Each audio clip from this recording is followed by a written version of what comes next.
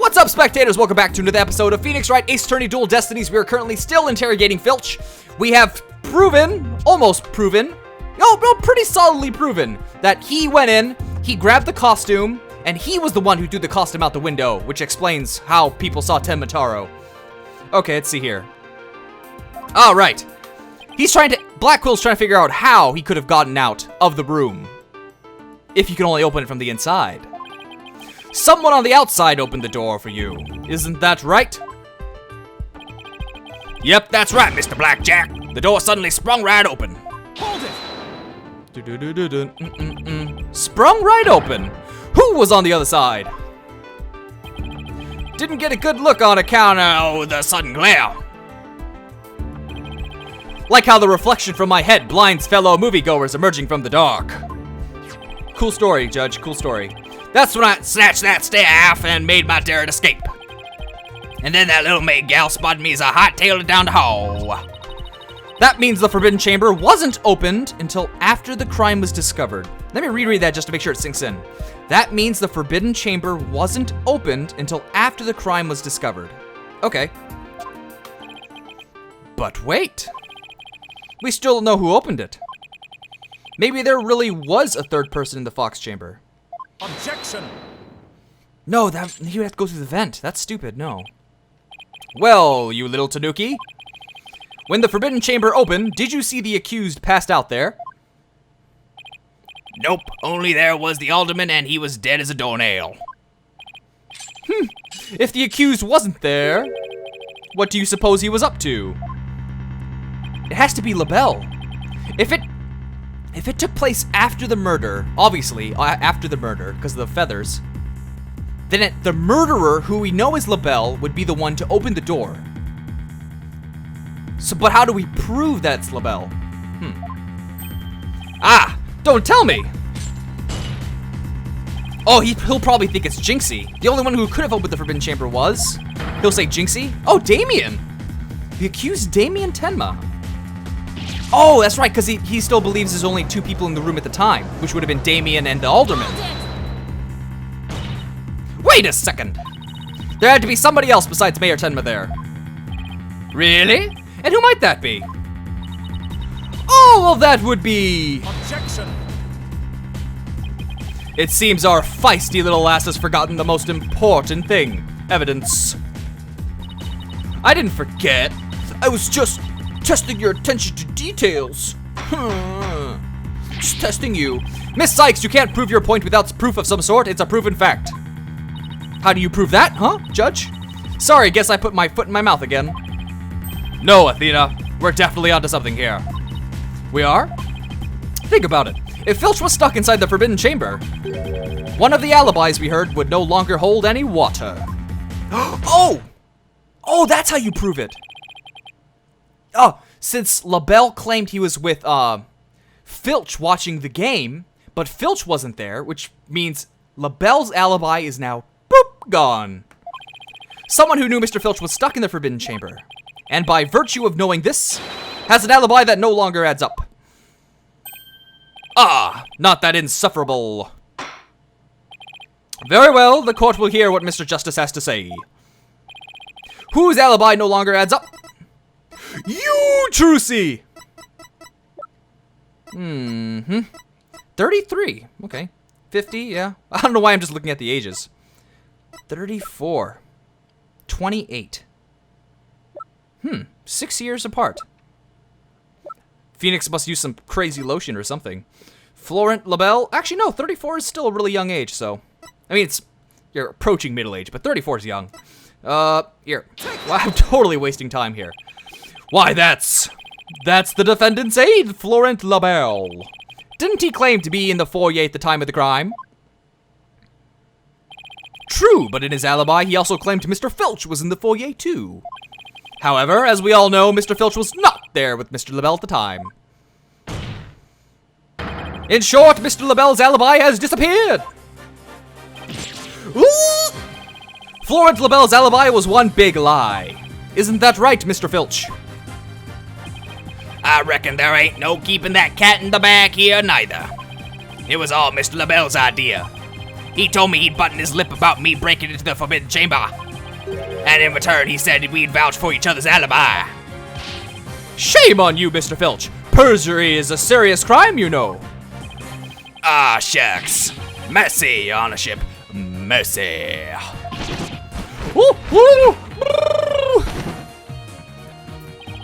I also dessert. I want to say dessert. I'm in the mood for dessert. Something chocolatey. Neapolitan? No. I'm always upset there's vanilla when they have strawberry and chocolate. Neapolitan should just drop the vanilla. I also assert that the person who opened the Forbidden Chamber for Mr. Filch was none other than Florent Labelle.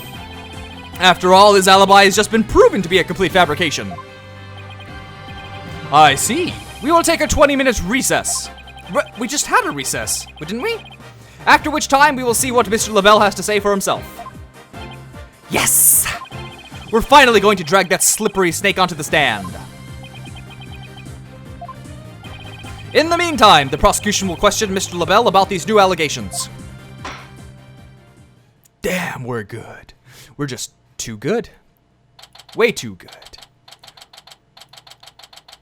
Dun dun dun, ba ba ba ba ba ba. Man, that is slow. We did it, Apollo! We finally dragged Mr. Labelle into the court. Yeah. Hey, why the long face?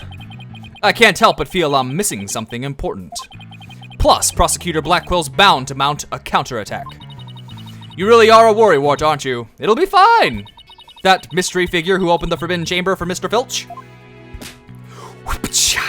had to have been Florent Labelle. I know, but that's not what's bugging me. I wish I could put my finger on it, though.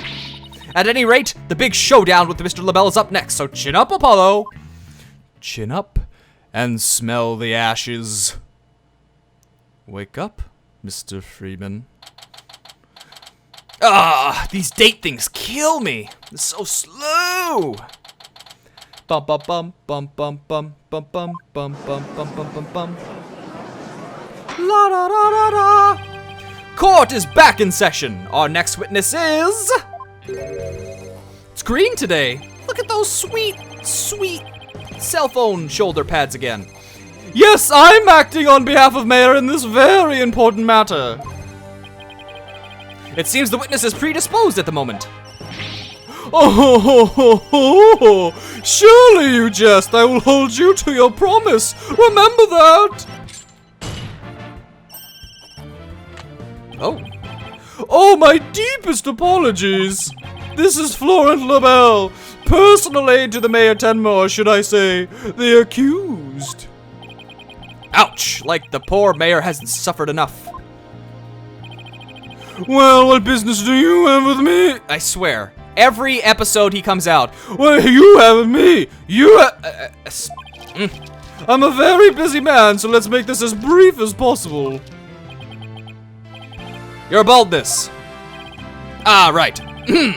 Mr. Filch's testimony has revealed a hole in your alibi. And for this reason, you are suspected of having some sort of connection with the case at hand. To think I'd be associated with this entirely lurid affair. Well, I'm not. So may I go now? I have very important matters to attend to. Objection! I don't think so, Mr. Labelle. Do you realize what a serious crime you've committed? Witness, you are being accused of perjury. This is your chance to clear the air. Fine. The truth is, I faked my alibi for a very good reason. The mayor was obviously the killer, so I created a fake alibi to confuse the matter.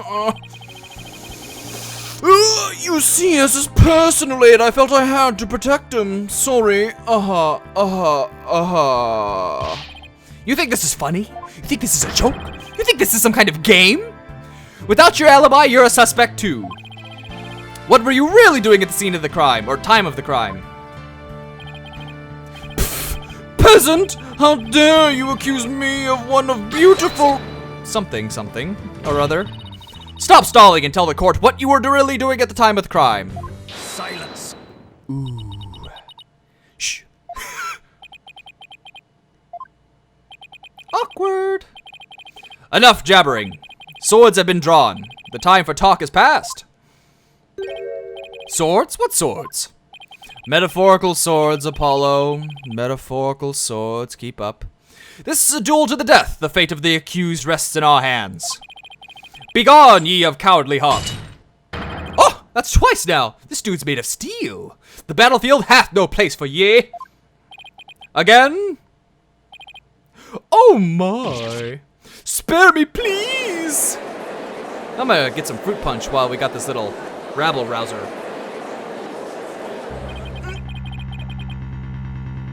Ooh, I spilled a little bit. Whoops. So much for sturdier shackles. Oh! Those chains hindered my vow that heads would roll this day. This gives keeping your head on in court a whole new meaning. Will the witness please deliver the accused's death knell? You know of what I speak. Most certainly. His goose is already cooked.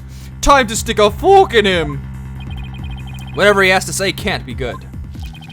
As I told Prosecutor Blackwell during the recess, I rushed right over to the Fox chamber when I heard little Jinxie scream. What? Then, drumroll please, I saw Mayor Tenma opening the forbidden chamber doors. But there you have it. The mystery man who opened the chamber door, as witnessed by one Phineas Filch. It was the accused. There was never any third party. Oh, and that's not all. I heard something quite startling there at the scene of the crime. Startling sounds bad. The mayor, who was barely conscious, muttered this.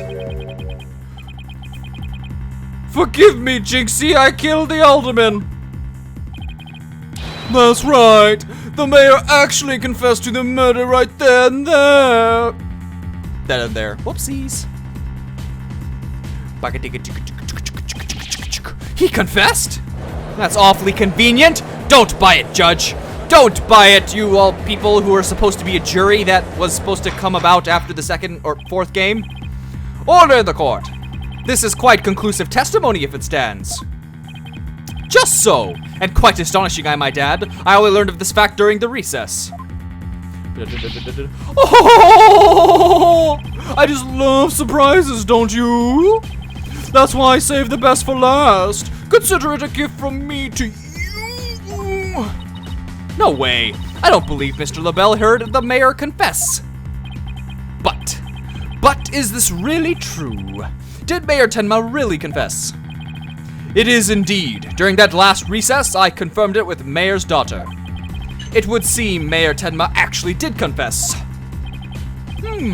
That testimony is quite favorable to the prosecution's. This is LaBelle. Yes, I called earlier about the party reservations.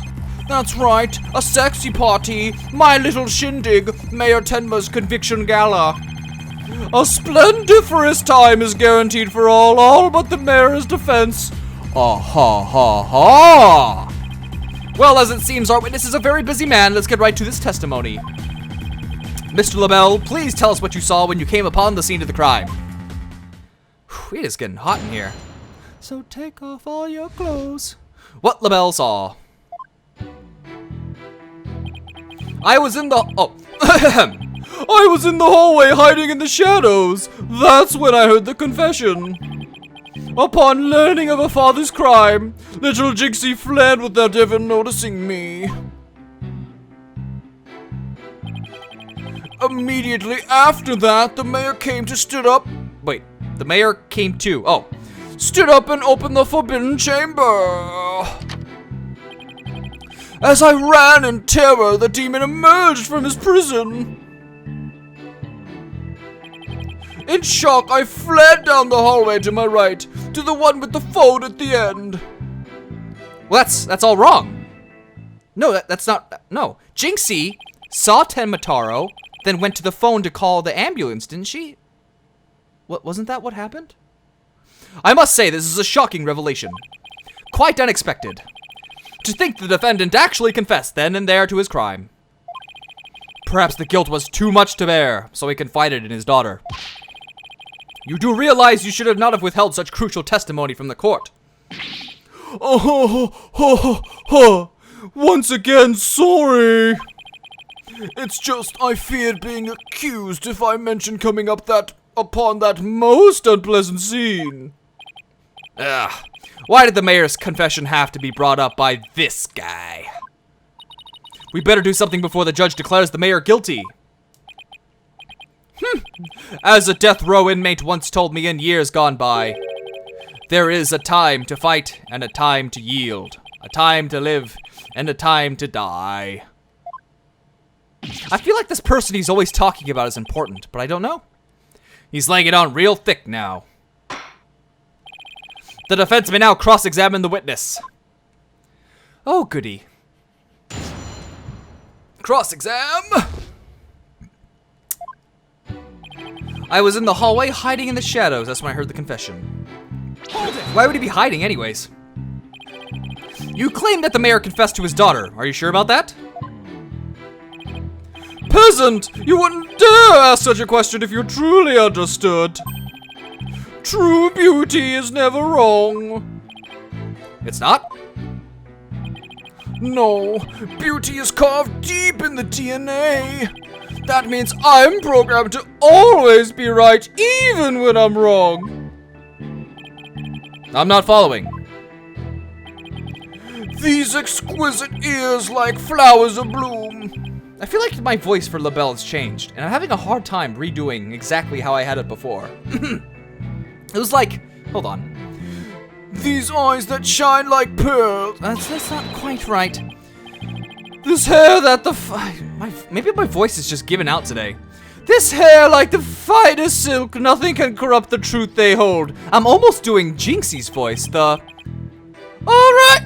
Oh, alright! Alright then! That's not her voice at all. Wow, I am having a hard time today. Just stop wasting your time. Alright. The witness will hurry up and explain this truth of his. Specifically, what did Jinxie Tenma do upon hearing the confession? Upon learning of her father's crime, little Jinxie fled without ever noticing me. Oh, wait. Shoot, go back. Go back. Whoops. Hold it! How did Miss Tenma appear to you? Oh, the poor little thing seemed positively heartbroken, all teary-eyed and whatnot. I couldn't help but shed a few tears myself after seeing her like that. He actually sympathized with Jinxie? Seems like an overly human emotion for him. Yeah, because he's the only real monster we've seen so far, in looks and in character. The next thing I did was check my face in the mirror. Checked your face? Why? To behold the beauty that is my sadness, why else? Apollo, I'm starting to lose all faith in humanity. I don't want to live on this planet anymore. I know the feeling, but hang in there. At least keep faith in our client. Let's keep this moving, shall we? So what happened next? Let's see, immediately after that, the mayor came to, stood up, and opened the forbidden chamber. Hold it! The mayor? Why would he open the door? Oh, to let Jinxie out, supposedly? He opened, oh, the forbidden chamber, sorry. He opened the forbidden chamber, but why would he do that? Who knows? Maybe he wanted to free the demon Tenma Taro. Objection!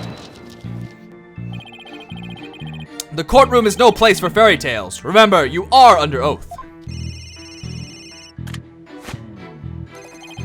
Hello, LaBelle speaking. Yes, I will certainly explore the matter. Doodles. Now, where were we again? You were going to tell us the real reason why the mayor opened the forbidden chamber. But it's been already over 19 and a half minutes, so I end this video here. So stay tuned tomorrow for the next episode, and thanks for watching. Bye. Hey, buddy. Hey, buddy. You got nothing to say? I'm right here, you got nothing to say? Okay, that's bizarre. Calendar man. 6 leader. Judge. Judge Harkness. Things to get done. Celebrate New Year party day with her heart. Go fishing, Turkey Day with family. New calendars.